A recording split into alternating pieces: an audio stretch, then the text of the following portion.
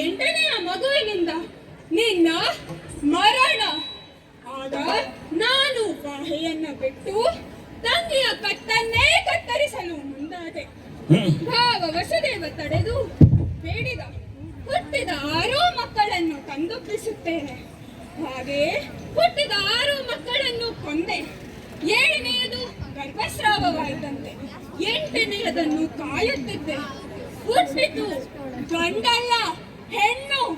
ಆ ಮಗುವನ್ನು ಎತ್ತಿ ಗೋಡೆಗೆ ಅಪ್ಪಳಿಸಲು ಮುಂದಾದಾಗ ನನ್ನ ಕೈಯಿಂದ ಜಾರಿ ಎದೆಯ ಮೇಲೇರಿ ನೆತ್ತಿಯನ್ನ ತುಳಿದು ಅಂಬರವನ್ನ ಸೇರಿ, ಕಂಸ ನಿನ್ನ ವೈರಿ ನಾನಲ್ಲ, ಆತ ಬೇರೆಡೆಯಲ್ಲಿ ಬೆಳೆಯುತ್ತಿದ್ದಾನೆ.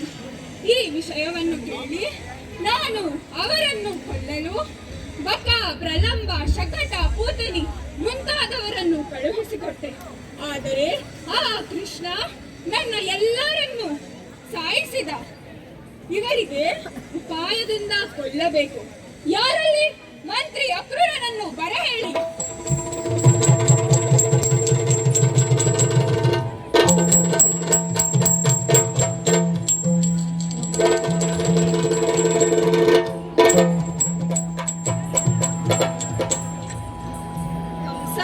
ಮಂತ್ರಿ ಅಕ್ರೂರ ಸಭೆಗೆ ಬರಲಿ ಎಂದು ಕರೆದೇ ಅಲ್ಲ. ಕರೆದ ಕಾರಣವಾದರೂ ಏನು?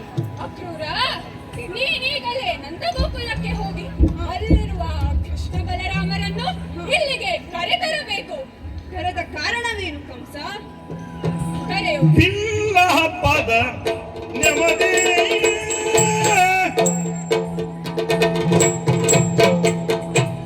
ತೋಂತದಿ ಕುತಕತೆಯ ತೈಯದಿನ ತೋಂತದಿ ಕುತಕತೆಯ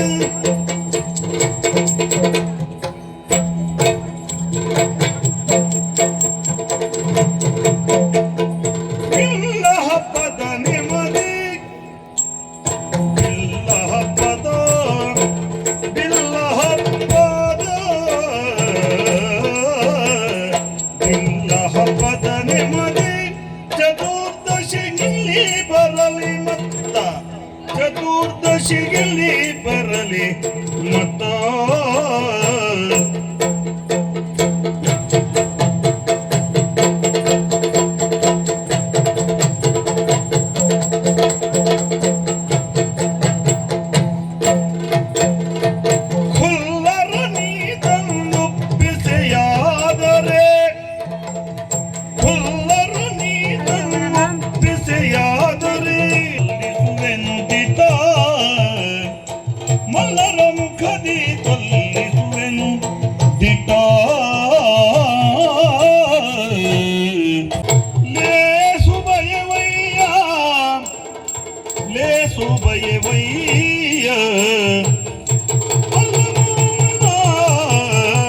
ಅಂತ್ಯ ಪರ್ವವು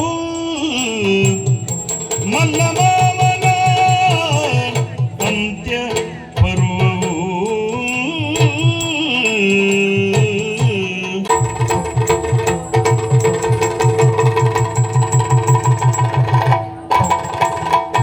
ಚಿತ್ತದಲ್ಲಿ ಕಡುನೊಂದು ವ್ಯರ್ಥ ಭರಿಸಿದೆನೇಕೆ,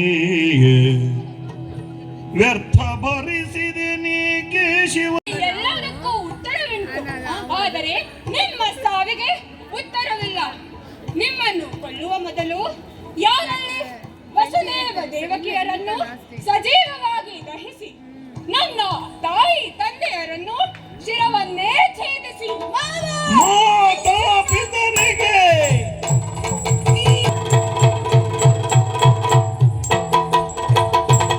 ನನ್ನ ತಂದೆ ತಾಯಿಯರನ್ನು ಸೆರೆಮನೆಯಲ್ಲಿಟ್ಟೆ, ವಿಶೇಷವಲ್ಲ. ಆದರೆ ನಿನ್ನ ತಂದೆ ತಾಯಿಯರನ್ನು ಸೆರೆಮನೆಗೆ ಹಾಕುತ್ತೀಯಲ್ಲ, ಇದು ಮಹಾಪಾಪ.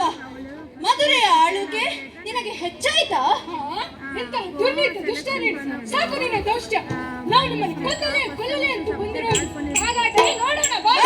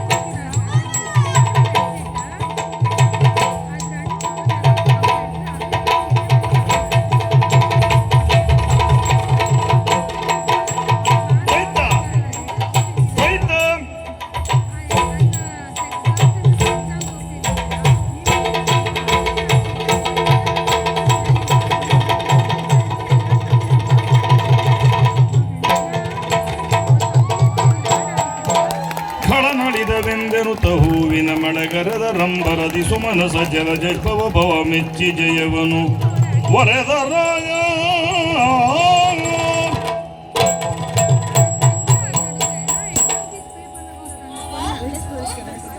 ಅಣ್ಣ, ಒಳ್ಳೆಯ ಕೆಲಸಕ್ಕೆ ದೇವಾನು ದೇವತೆಗಳ ಆಶೀರ್ವಾದವಿದೆ.